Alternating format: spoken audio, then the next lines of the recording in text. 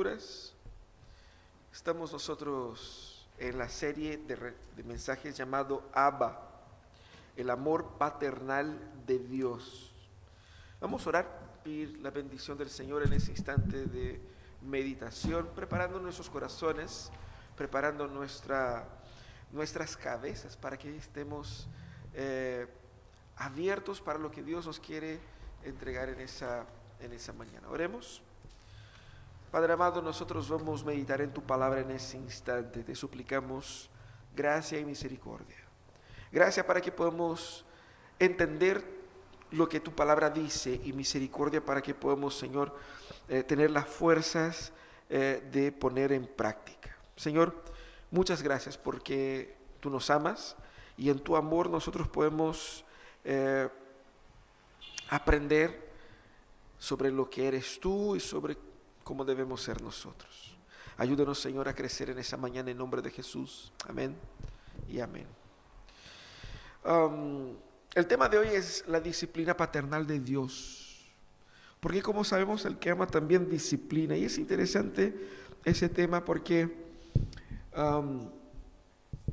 todos nosotros conocemos de cerca el concepto del deterioro.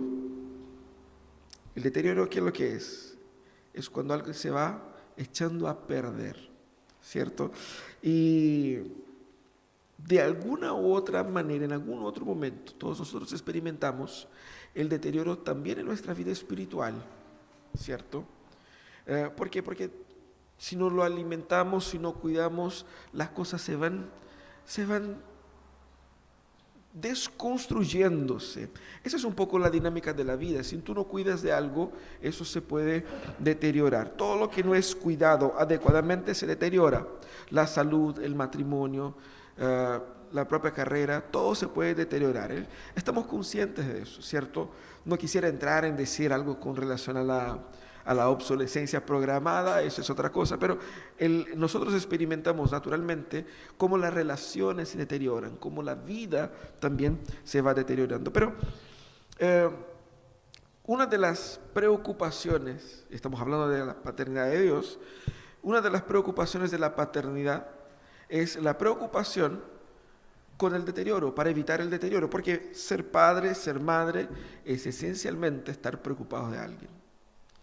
Ser padre es preocuparse. Los que son padres aquí saben, algunos se preocupan, ya de repente son grandes, ¿no es cierto? Como algunos aquí presentes, ¿no? Que ya tienen hijos grandes y uno igual se preocupa. Tiene más de 40 y uno también está ahí preocupado, porque ser padre es preocuparse. Y es interesante eso.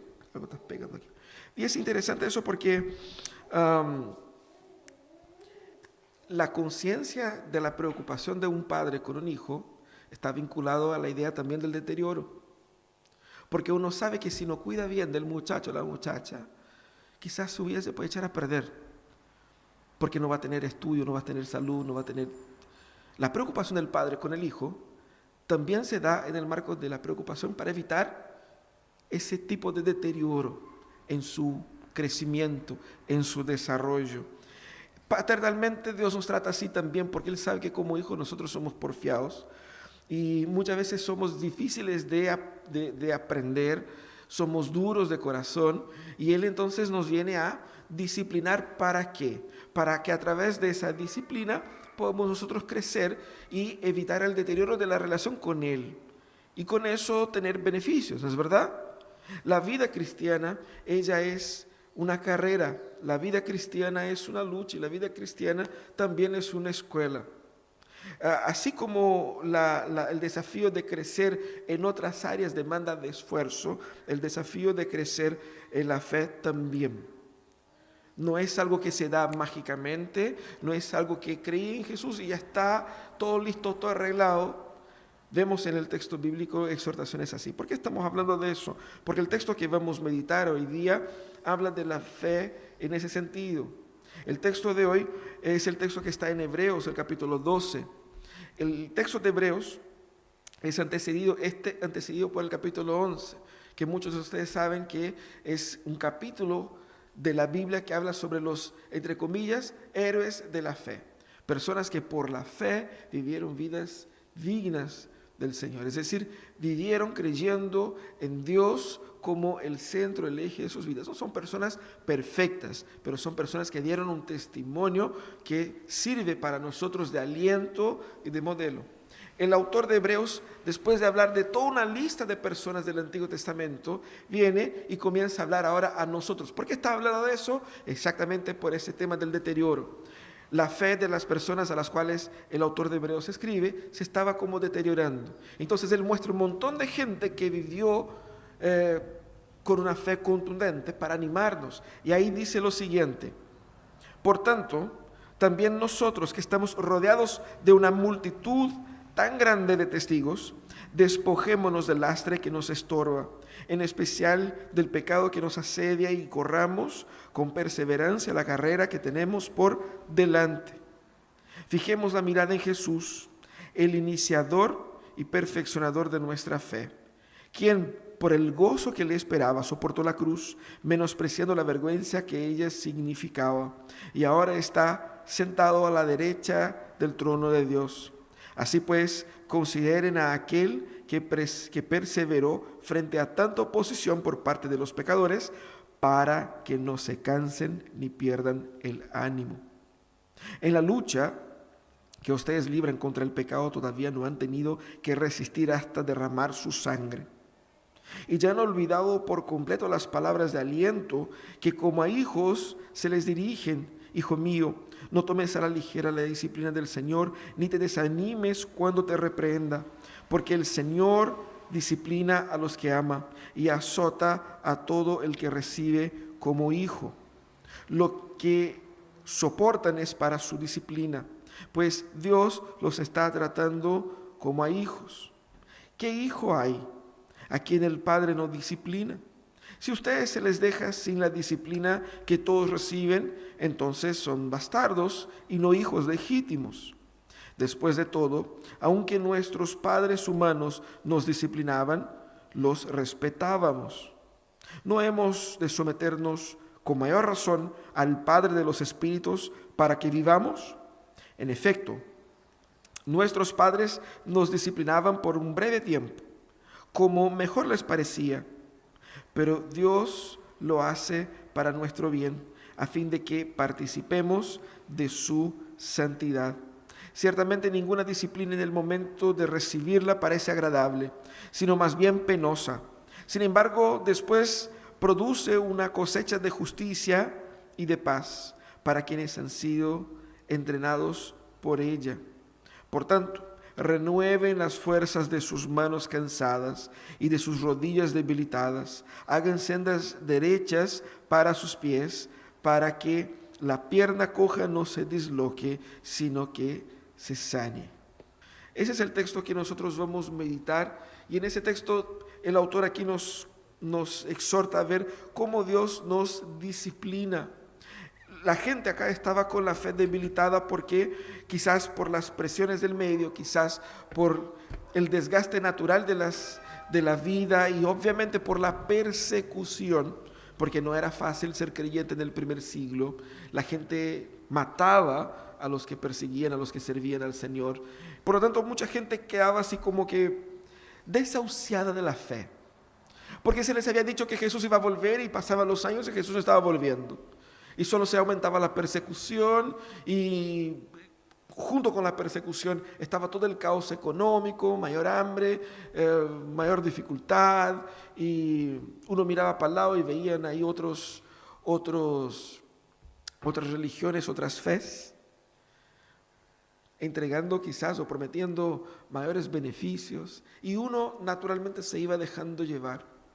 Por eso el autor escribe eso, para alentar, para fortalecer, pero para mostrar que la provación que ellos estaban experimentando era para fortalecer la fe de ellos y no para matarlos.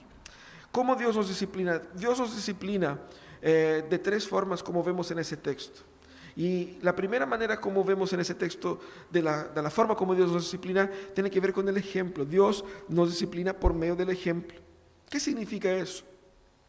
Los primeros 2 versículos, cuando nosotros abrimos ahí en el texto de Hebreos, vemos que el autor hace referencia a esa gran nube de testigos del capítulo 11. Usted puede leer ahí, es bien interesante el capítulo 11. ¿Por qué hace referencia a eso? ¿Qué tiene que ver eso? El autor está mostrando que la fe es como una carrera. Y por lo tanto nosotros tenemos que perseverar y correr y luchar. Y podemos animarnos con el testimonio de ellos porque ellos también corrieron. Pero la carrera que ellos corrieron es la misma que nosotros. Es decir, no son carreras independientes, sino que estamos todos en la misma carrera, en la misma fe, sirviendo al mismo Dios. Y si Dios nos fortaleció a ellos, también fortalecerá a nosotros. Y es interesante porque lo que él dice es, mira a estas personas, mira el ejemplo de ellos. Ellos están como hinchando por nosotros, sería una forma coloquial de decir, ¿no? La idea de fortalecer a los creyentes con esa exhortación va en el sentido de mostrar para ellos que la vida cristiana, la naturaleza de la vida cristiana, es una vida que demanda esfuerzo para que yo pueda crecer. Esfuerzo para que yo pueda crecer. Pero ese esfuerzo compensa. ¿Y cómo yo sé que compensa? Porque todas estas personas han dejado su vida en la cancha, para decirlo de una manera. ¿Por qué? Porque ellos creían en el valor de lo que Dios tenía preparado para ellos, que es el valor de lo que Dios tiene preparado para nosotros. Cuando Dios nos llama a aprender por el ejemplo aquí, Él dice que debemos correr con perseverancia. Nosotros aún no hemos alcanzado el estado que Dios tiene para nosotros. O sea, cuando uno se convierte no es mágicamente una transformación que se da y uno listo, está totalmente transformado. El Señor nos llama a perseguir, a buscar, a construir. Es una jornada de santificación y por lo tanto debemos correr. Pero correr tiene que tener metas. Tiene que tener metas. Aunque sea como en el sport en que uno corre en círculo, hay una meta, ¿cierto? Hay que completar no sé cuántas vueltas, hay un punto final donde llegar, hay metas ahí. También hay una meta para la vida cristiana. Y es de eso que él está hablando. Ellos que corrieron esa nube de testigos, ellos tenían en común una misma meta. No pierdan de vista eso. ¿Y cómo él dice cuál es la meta? Él dice más adelante, fijemos la mirada en Jesús.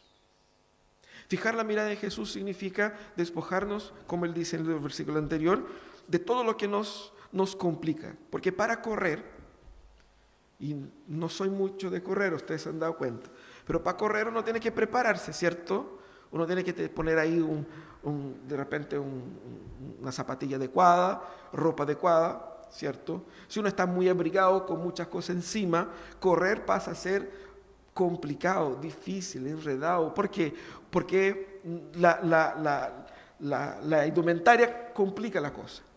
Lo que él está hablando aquí es de lo mismo. O sea, para que tú puedas correr de forma adecuada, tiene que despojarse de todo lo que está impidiendo con que esa carrera sea cumplida a cabalidad. Él está hablando del pecado, él está hablando de malas conductas, él está hablando también de prácticas que nosotros tenemos que nos van estorbando, que nos impiden de amar más al Señor, que nos impiden de crecer en la fe. Eso es lo que tenemos que entender. Si la vida es una carrera y para correr bien yo tengo que deshacerme de lo que me está pesando. Tengo que dejar atrás la mochila. ¿Y cómo hago eso?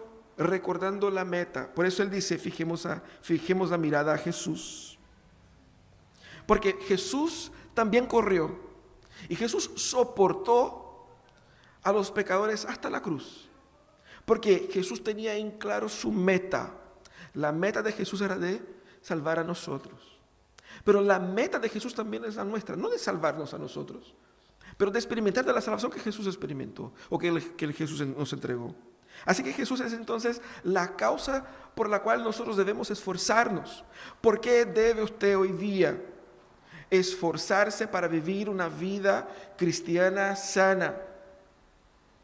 Porque cuando nosotros miramos a la cruz, nosotros vemos que nosotros clavamos a Cristo a la cruz con nuestros pecados, pero Él soportó la cruz para que yo tenga la experiencia de la paz con Dios y la vida eterna. Esa es la meta. Correr significa esforzarse para vivir la vida eterna que Cristo conquistó para nosotros. Cristo es el ejemplo, como dice el texto, Él es la razón de la fe y el consumador de la fe. Él es el ejemplo porque Él es el paradigma de relación con el Padre. Él es el paradigma de espiritualidad. ¿Cómo debo ser yo como creyente, como Cristo? Y debo perseverar y debo insistir y debo entender que la vida cristiana es una carrera larga y yo tengo que caminar con determinación. Pero Él enfatiza aquí al final, pongan sus ojos en Cristo para que no se cansen. ¿Por qué? Porque uno se cansa. Lo que hablamos al inicio del deterioro, el cuerpo también. Cuando jugamos la pelota y llegan los 45 minutos, tenemos 1 hora en la cancha, ¿no es cierto? Yo no sé mis compañeros, pero cuando da 45 minutos, yo estoy contando los minutos para que termine, porque ya no doy cuenta más. Porque la cabeza jugaría 3 horas, pero el cuerpo en media hora ya estamos bien, así como podía terminar por ahí, ¿cierto? Y llegamos a la hora así como que, qué bueno que terminó. El cuerpo se deteriora, se cansa. ¿Cómo nosotros podemos correr esa carrera sin cansarnos? Recordándonos constantemente, ¿por qué estamos haciendo eso? ¿Por qué creo? ¿Por qué voy a la iglesia? ¿Por qué necesito a Dios? ¿Quién es Dios? ¿Quién soy yo? ¿Qué estoy haciendo de mi vida? Es eso lo que el autor está diciendo. Pongamos los ojos en Cristo para no perder la perspectiva, porque cuando yo me quedo confundido, cuando yo me quedo distraído con esa vida, mi vida espiritual empieza a perder fuerza. Y cuando ella pierde fuerza, todo pierde fuerza. Porque yo estoy tan vivo cuanto viva es mi vida espiritual. Por eso el Señor nos disciplina por medio de los ejemplos. Así que miremos a Cristo. Y mirar a Cristo es un cliché, ¿no? La gente dice, mira a Cristo. ¿Qué significa? ¿Qué rayos significa mirar a Cristo? ¿Dónde está? Para que lo mire, ¿cierto? ¿Qué significa eso? Mirar a Cristo significa, a través de las Escrituras, tener una relación con Él, estudiar, conocer, aprender, amar, caminar con Él. Mirar a Cristo significa que la meta de mi vida no es definida por mí. La meta de mi vida no es vivir una vida acomodada en ese mundo. Mirar a Cristo significa entender que yo necesité un Salvador porque yo estaba perdido. Y si no fuera por Él salvarme, yo no tendría esperanza en esa vida. Y la única esperanza que tengo en esa vida es la salvación en Cristo Jesús. Por eso, por Él vivo, para Él vivo, con Él vivo. Eso es mirar a Cristo.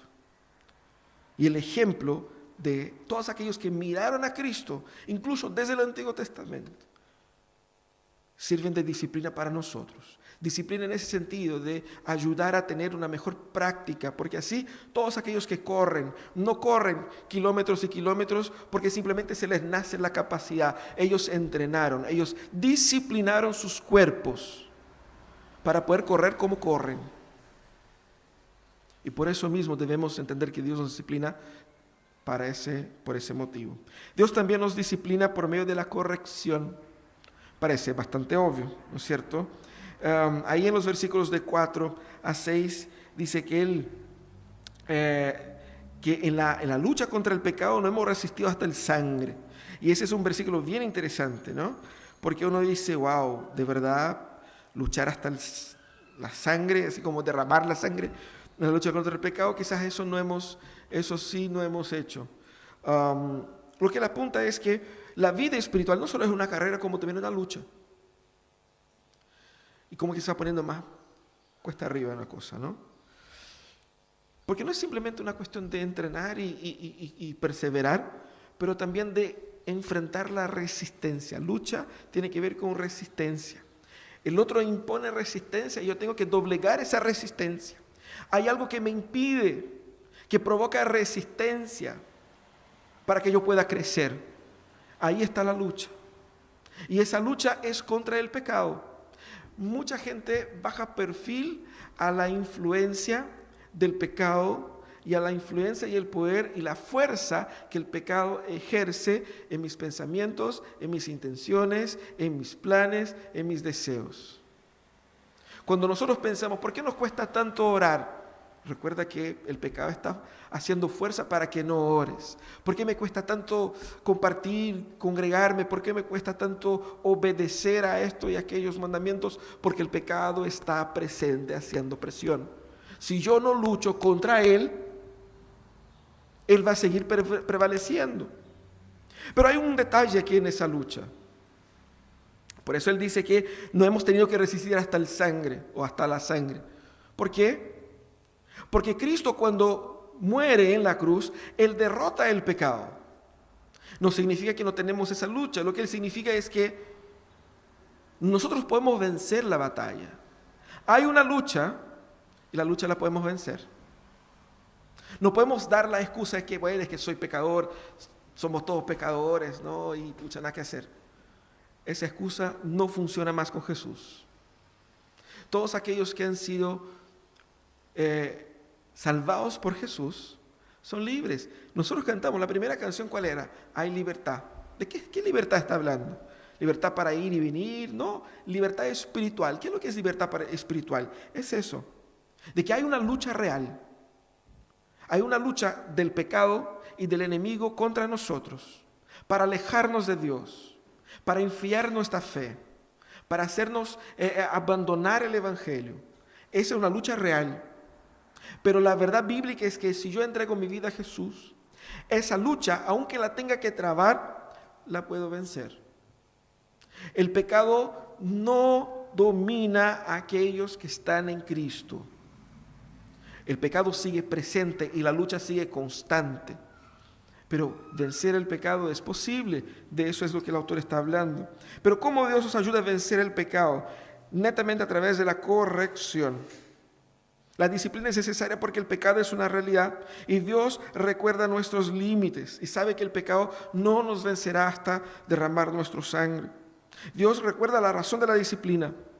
¿Por qué Dios nos disciplina? Porque Él nos ama como un padre. Y ahí Él pone la metáfora de los padres que disciplinan a sus hijos. Y es muy interesante porque Él dice que esa disciplina que da Dios revela la intención de Dios para nosotros. Cuando Dios nos corrige, cuando Dios dice en su palabra, no hagas eso, pero me gusta hacerlo, pero dice, no hagas eso, no es porque Dios simplemente se puso pesado, simplemente nos quiere complicar la vida, nos quiere quitar toda la alegría de los placeres de la vida, no. Porque mucha gente proyecta a Dios así, como un ser absolutamente aburrido, fome, pesado, que está vigilando para ver si yo voy a estar obedeciendo sus reglas sin sentido en esa vida. Como si fuera un monarca déspota que gobierna de forma irracional a la humanidad. No es así. Todo lo que Dios dice sobre cómo debemos vivir es por amor a nosotros. Es para nuestro beneficio. Y cuando nos exhorta en la palabra, y cuando dice, no hagas esto, hagas así, cuando nos reprende, cuando nos confronta, ¿es para qué? Para que nosotros seamos los beneficiados. Dios no necesita de nuestra obediencia. Nosotros necesitamos ser obedientes. Dios no nos necesita. Él nos quiere, Él nos ama. Él nos ha adoptado como hijos y nos corrige como un padre. Y muestra que la corrección que dan los padres carnales, ella es imperfecta porque uno hace como mejor entiende. Yo creo que es así. Puede hacer uno con un palmazo, puede hacer uno con palabras, puede hacer uno con castigo, puede hacer uno, cada uno hace como le ocurre en la cabeza. Pero él dice, la disciplina del Señor es perfecta, es superior. Y tiene objetivos mejores aún. Así que debemos entonces aceptar la corrección de Dios, porque ella no es para destruirnos, sino que para ayudarnos a ser como Él quiere que seamos. Y cómo nosotros somos corregidos por medio de la palabra de Dios, por medio de las Escrituras. Es por medio de las Escrituras que Él va a decir, oye, Pozo, ¿sabe que eso está mal? Es por medio de las Escrituras donde Él va a decir, oye, Juanita, tenés que hacer esto así. Es por medio de las Escrituras donde cada uno de nosotros va a conocer cómo es el Amós que Dios quiere que yo sea. Por lo tanto, someternos a las Escrituras es someternos a la disciplina y a la corrección de Dios. A veces tratamos, como siempre, porque somos pillos latinoamericanos, queremos dar vuelta a Dios, ¿cierto? Queremos ayudar a Dios a hacer mejor las cosas. ¿Por qué? Porque siempre creemos que Dios puede mejorar las cosas, ¿cierto? Entonces damos ideas a Dios. No, Señor, es que no es tan así, ¿cierto? Y queremos ahí como a la chilena, así como ajustar las cosas, ¿cierto? Y nos olvidamos que Dios es perfecto y conoce incluso nuestros chamullos. Él sabe cuando estamos chamullando, cuando estamos llenos de excusas. No, el Señor, pero tú sabes, es que la carne es débil. No, Señor, es que tú sabes. Y a veces Él es misericordioso, a veces es Él más duro, porque a veces necesitamos de más misericordia, a veces necesitamos de más dureza en la vida. ¿Exactamente para qué? Para recapacitar, para volver a tener conciencia, perspectiva de la vida y vivir como Él quiere que vivamos. Dios nos disciplina por medio de la corrección. La iglesia también es instrumento de esta corrección.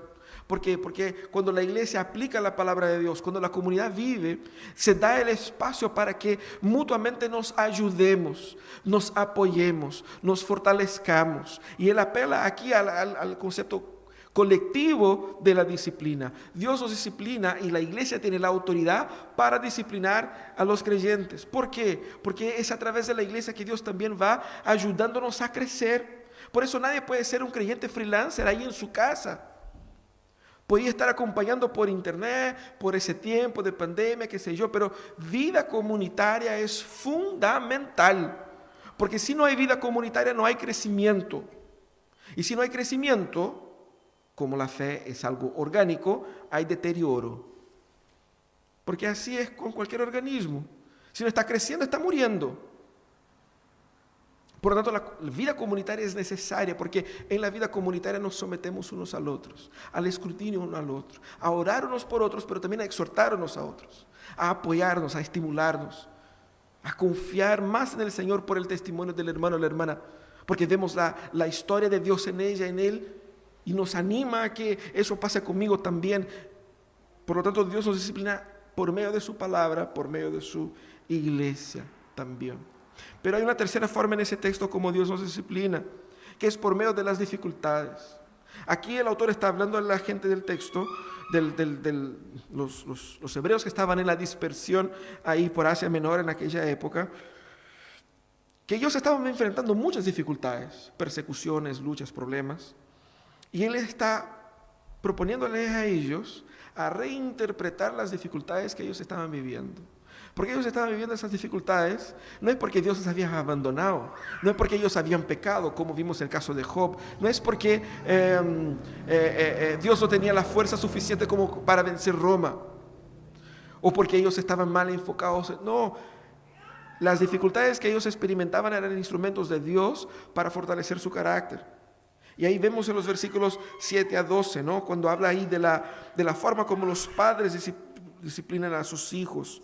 Y dice, ¿qué hijo hay a quien el padre no lo disciplina? Y disciplina para que el hijo pueda crecer. Eso es, la disciplina es la evidencia de la paternidad. Si yo estoy siendo disciplinado es porque es mi hijo, ¿cierto? Yo tengo ese derecho. Que nadie venga a disciplinar al Pedrito, ese es el problema de la Ale de Jaime, no es mío. O sea, si pide ayuda, una ayuda, pero, o sea, ellos son los padres, ¿cierto? Y la responsabilidad es de ellos. Así él también dice acá, de igual manera Dios muestra nuestra pertenencia. Somos hijos. Y uno se pregunta, si soy hijo de Dios, si Él me ama, ¿por qué paso por todas esas dificultades entonces? Y él dice, es que esas dificultades exactamente son instrumentos de Dios para forjar y corregir mi carácter, para trabajar en mi vida.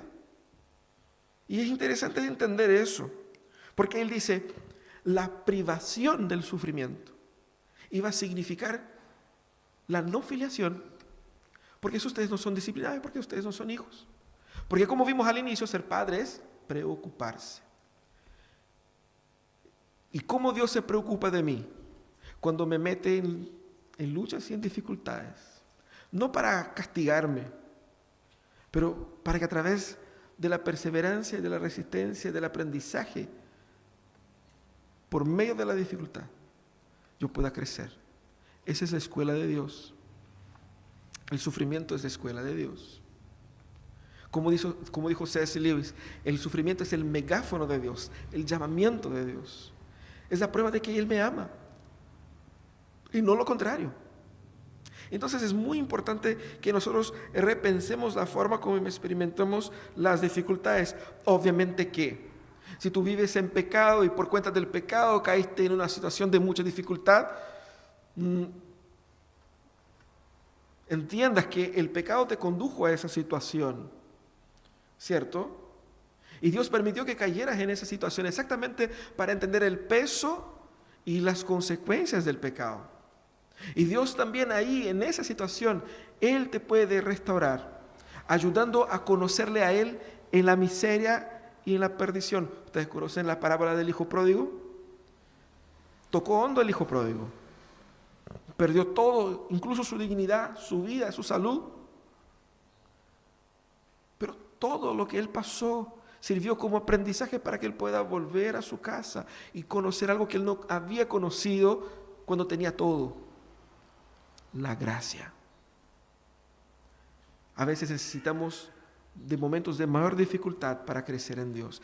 A veces lo que nosotros más necesitamos en la vida son luchas, para que en esas luchas yo pueda aprender algo que en la paz no he aprendido. Sobre Dios, sobre su amor, sobre su gracia, sobre su perdón. Y es interesante porque él dice con mucha honestidad que estas luchas que nosotros enfrentamos como disciplina son duras. O sea, ¿para qué estamos con cosas? Si cuesta uno, si es difícil. Nadie quiere ser disciplinado, nadie quiere ser retado, nadie quiere ser probado. Yo no sé a ustedes como músicos, pero a nadie le gusta ensayar. La gente le gusta tocar, ¿cierto? Nadie quiere hacerme músico para estar ensayando así como 3 horas. No, lo bacán es tocar. Ensayar, uno soporta por el placer de tocar. ¿Estoy equivocado? ¿Estoy equivocado? ¿No? ¿Te gusta ensayar? Bueno, me echaste a perder el ejemplo, loco. La disciplina cuesta. No en el caso de Juanito, pero para nosotros todos que somos normales, cuesta, ¿cierto? Cuesta entrenar el cuerpo, cuesta entrenar la mente, cuesta entrenar la vida. Y cuando uno es retado, exhortado, él dice el texto, en el momento, es fome. Pero uno sabe que eso puede servir para su crecimiento. Yo me acuerdo cuando estábamos en el seminario que teníamos los sermones de prueba y uno predicaba así para los alumnos y profesores. Y después venían 5 profesores para públicamente dar sus comentarios, ¿no? Y destruían así con el sermón. No quedaba nada, así como que el puro texto nomás. Todo el resto pésimo. No, no hubo sermón hoy día. Llegaba a punto de decir eso. Y uno quedaba destruido. Y era público, estaban todos los compañeros de todas las generaciones ahí, los demás profesores, ahí uno volvía así. Pucha. Y lo más interesante es que pasan los años, uno revisa esos sermones y uno dice, ¿cómo pude predicar algo tan malo? Si tenía razón mis profesores. Estaba malo la cosa. Yo no veía en ese entonces, se necesitaba de corrección, necesitaba de disciplina. Y la disciplina en el momento cuesta. Por eso el Señor nos pone en momentos de dificultad para forjar nuestro carácter. No porque nos quiere mal, sino que exactamente porque nos quiere bien. Las dificultades es donde encontramos a Dios en una versión que no encontramos en otros momentos. Ahora, ¿cómo puedo abrazar yo la disciplina de Dios? ¿Cómo podemos abrazar esa disciplina de Dios para mi vida? Primeramente, no normalicemos la degradación de la vida espiritual, que es lo que terminemos por hacer. Y es así, la vida espiritual es así, es un ejercicio, si no lo ejercitas, se pierde. Y el ejercicio es así. Si mañana vuelves al gimnasio después de no haber ido durante 15 años, te va a costar un mundo, te va a doler todo, hasta el pelo. Pero tenés que volver el día siguiente o 2 días más para que tu cuerpo pueda volver a tener la misma resistencia de antes. Al inicio cuesta, pero si mantengo el ritmo, puedo vencer esa barrera inicial. La vida espiritual funciona de igual manera. Tenemos que entender que la vida espiritual que normalmente nosotros vivimos debe ser mejorada, debe ser incrementada. Yo debo tener como meta orar más, amar más, obedecer más, ser más santo, cambiar conductas, pensamientos. No normalicemos una vida espiritual mediocre, no normalicemos el decaimiento. Porque uno se va alejando, deja de venir un domingo, no, que estoy cansado, no, que es feriado, no, que hay muchas cosas, no, que y siempre se va alejando, se va alejando. No perdamos de vista eso. Abandonemos esas excusas y todo lo que nos arrastra para abajo y sigamos con perseverancia en la lucha por construir una vida espiritual con sentido, fuerte. Ahora, también sométete al propósito de Dios para tu vida. En vez de decir a Dios cuál debe ser el propósito de tu vida, Dios tiene un propósito para tu vida. Sométete a ese propósito. Por eso el texto dice, miremos a Cristo, fijemos nuestros ojos en Cristo. ¿Por qué? Porque en Cristo encontramos la meta para nuestras vidas. La razón por la que yo trabajo, la razón por la que yo me dedico a lo que me dedico, la razón por la que construimos familia, la forma y cómo debemos cuidar de nuestras familias. La disciplina de Dios nos va a conducir al propósito de Dios para nosotros. Si yo tengo en mi cabeza el deseo de ser quien Dios quiere que yo sea, para que esa meta sea cumplida, tengo que someterme a la disciplina de Dios, porque solamente a través de la disciplina de Dios yo puedo ser lo que Dios quiere que yo sea. No hay atajos. Es así. Por lo tanto, dejamos a un lado nuestros sueños idólatras para nuestras vidas y abracemos este propósito que quizás en ese momento sea una incógnita, porque uno dice, ¿y qué va a ser de los próximos años? No sé, pero yo sé quién sabe y Él me está entrenando para eso. Sometámonos al propósito de Dios para nosotros, pero por fin, confía en el amor de Dios por ti, en medio del sufrimiento, en medio de la disciplina, en medio de las pruebas amargas que uno experimenta. Recuerda que Dios no te dio esa lucha, ese problema, esa enfermedad, esa crisis, esa dificultad, porque no te quiere, porque hiciste algo en el pasado, o porque las generaciones pasadas, alguien en tu familia hizo tal cosa. No, Dios te ama. Y Dios permite que experimentes también las consecuencias de tu pecado,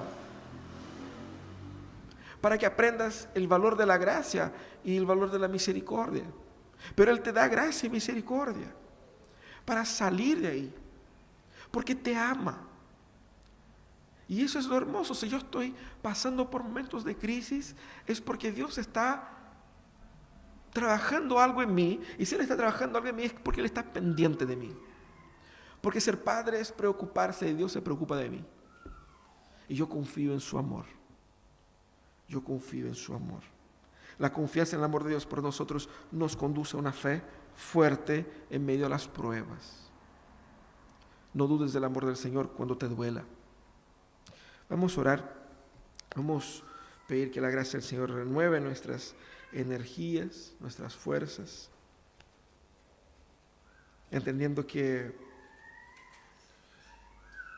la confianza en el amor de Dios es lo que nos conduce a esta fe fuerte. Señor amado, nosotros somos muy agradecidos porque en tu amor y en tu misericordia tú nos corriges, corrige nuestros caminos, nos alienta, porque nos quiere ver fuertes, creciendo para la gloria de tu nombre. Señor, te pido en esa mañana que fortalezca la fe nuestra, de nuestros hermanos que están pasando por momentos difíciles en sus vidas, por dudas, por crisis, por temores. Señor, que tu gracia pueda acogernos, abrazarnos, y que podamos sentir tu amor, incluso en medio de las provaciones, privaciones, luchas, correcciones, y que mirando el ejemplo de todos los demás que siguieron fielmente tu camino, y principalmente con los ojos puestos en Cristo, podemos renovar nuestra fe y las fuerzas espirituales para seguir sirviéndote. En nombre de Jesús oramos, Señor. Amén. Amén.